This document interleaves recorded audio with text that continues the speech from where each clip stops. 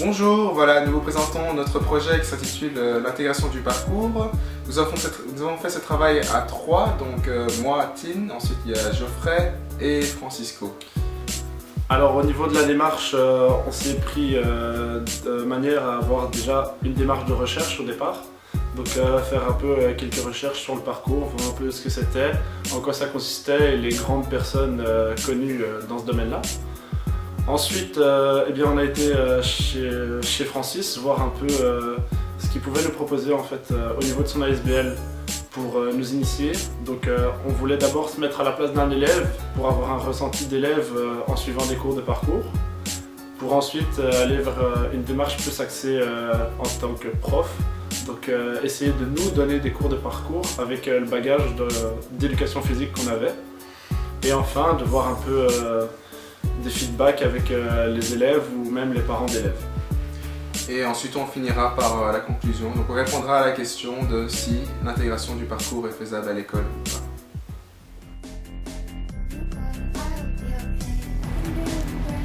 Le parcours, c'est une discipline urbaine inventée par David Bell il y a une vingtaine d'années dans la banlieue parisienne. Il consiste à se déplacer d'un point A à un point B de la manière la plus rapide et fluide possible en franchissant les obstacles. En général, les gens contournent les obstacles. Ils empruntent les escaliers ou ils empruntent les chemins. Mais les traceurs, eux, ils voient dans ces obstacles une nouvelle manière de se déplacer, un nouveau terrain de jeu. Focus one thought at a time. I do not like the little things under my tongue, but it's like it could be a longer time. I feel like I am walking blind. I know the right time. There are no left to decide.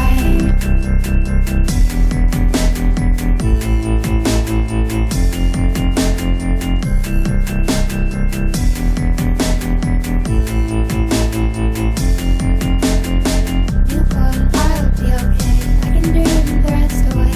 It's just a little touch of fate, it'll be okay. It sure takes its precious time. It sure takes its precious time. It sure takes its precious time. But it's got right, and so have I.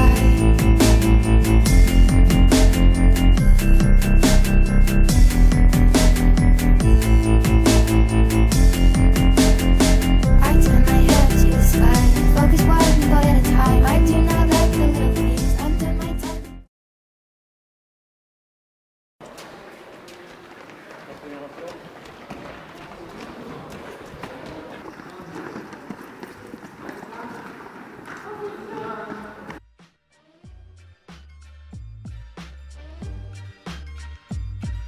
On a commencé par faire quelques recherches, donc on a bouquiné, on a fait des recherches sur internet pour savoir ce que c'était le parcours. Ensuite, on a eu l'occasion de rencontrer Francisco qui tient l'ASBL de parcours et qui nous a permis de participer aux leçons qui se passent chaque mercredi et vendredi. On a ainsi pu apprendre plus sur le parcours en étant sur le terrain même.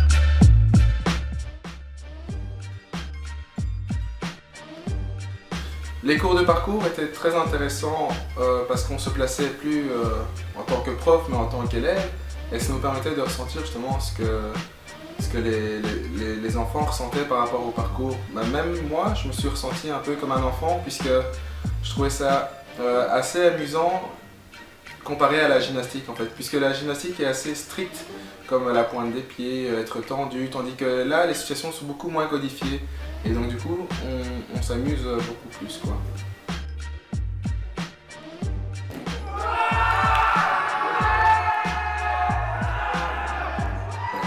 Alors ouais, comme l'a dit mon ami ici présent, Les cours de parcours sont beaucoup plus ludiques, c'est-à-dire qu'un enfant va directement voir la finalité de ce qu'il fait. Le but, c'est vraiment d'arriver d'un obstacle à un autre, d'arriver à passer au-dessus, à côté, ou vraiment de faire quelque chose de beaucoup plus concret que la gym où il faut faire une figure pour faire une figure.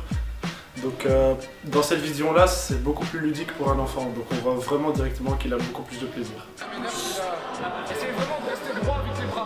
Pas d'arriver, si vous prenez les bras ici, vous allez avoir le retour quand vous tombez sur la barre comme ça. Et là, vous avez tendance à lâcher. Essayez de directement prendre avec les bras tendus. Et là, vous pouvez balancer beaucoup plus facilement. Vas-y, tire. Ok, vas-y. Voilà. Laisse aller en arrière. Et relâche. Voilà, c'est parfait.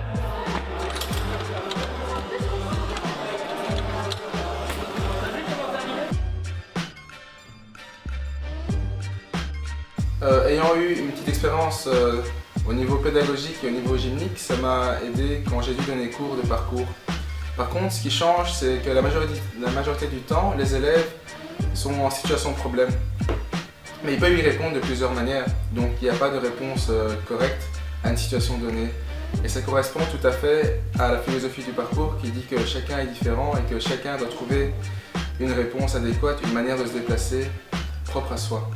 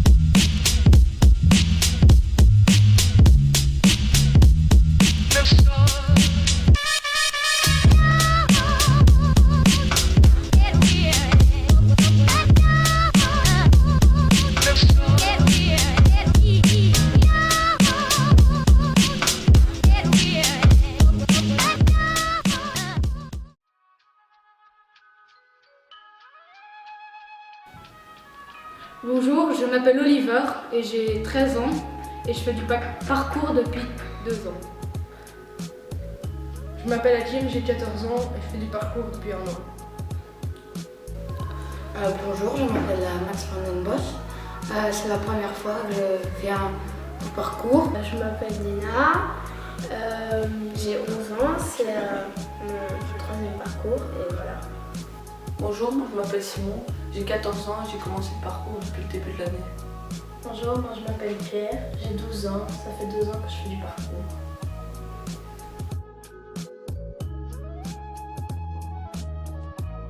Oui, Pourquoi? parce que j'adore le parcours. Ouais. Ouais, j'aimerais bien, ouais. Bah oui, c'est trop cool, mais l'inconvénient c'est que la salle est pas trop grande. Oui, je pense que ce serait une bonne idée parce que moi j'aime vraiment bien le sport et ça pourrait m'aider à m'améliorer, d'en avoir encore à l'école et tout ça. Moi, je trouve, pas spécialement parce que on n'aurait pas tous le même niveau et que donc ce serait plus difficile de gérer la salle.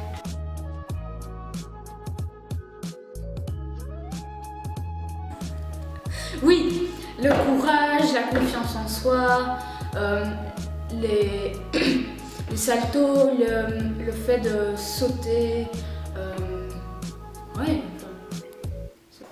Ouais, quand même, parce que là tu fais quand même plus de sauts, tu as plus de chances de tomber, de te faire mal. Tu penses que c'est un danger? Ben, si tu t'entraînes bien et si tu es habitué, ça va être moins dangereux, mais la première fois, ouais, un peu quand même.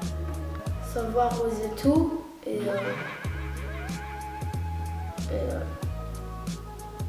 Je sais pas. Moi je trouve que oui, c'est la manière de sauter par-dessus les obstacles et c'est une technique qu'on fait qui ressemble à pas beaucoup d'autres sports et c'est fort différent des autres sports, je trouve. Moi je trouve aussi que oui, parce que ça nous permet d'avoir une vision différente de la ville, des obstacles qui nous entourent au quotidien et on peut les regarder, comment on va les passer, tout ça en parcours. Ouais, merci.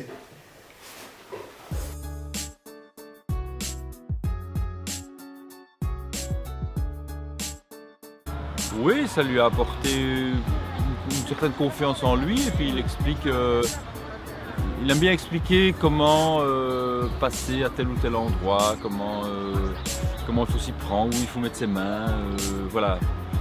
Une certaine conscientisation, ça c'est vraiment ce qui m'a interpellée le plus, au-delà de la performance physique évidemment.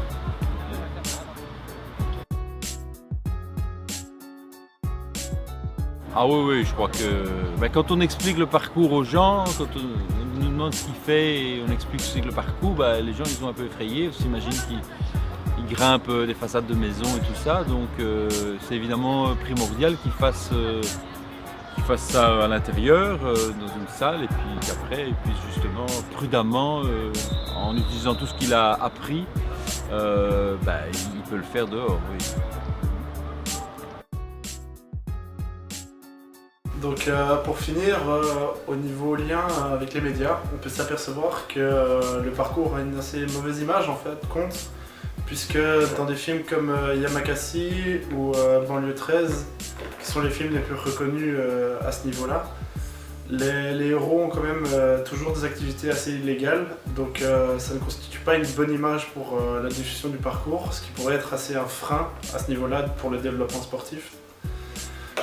Sinon, on peut s'apercevoir aussi toujours au niveau des médias qu'il y a beaucoup de vidéos qui tournent sur YouTube, mais ces vidéos constituent un danger en fait pour les gens qui veulent commencer le parcours, puisqu'ils ne sont pas spécialement prévenus des dangers que tel ou tel saut va encourir, ou ils n'ont pas le niveau technique ou alors même musculaire pour réaliser ce saut.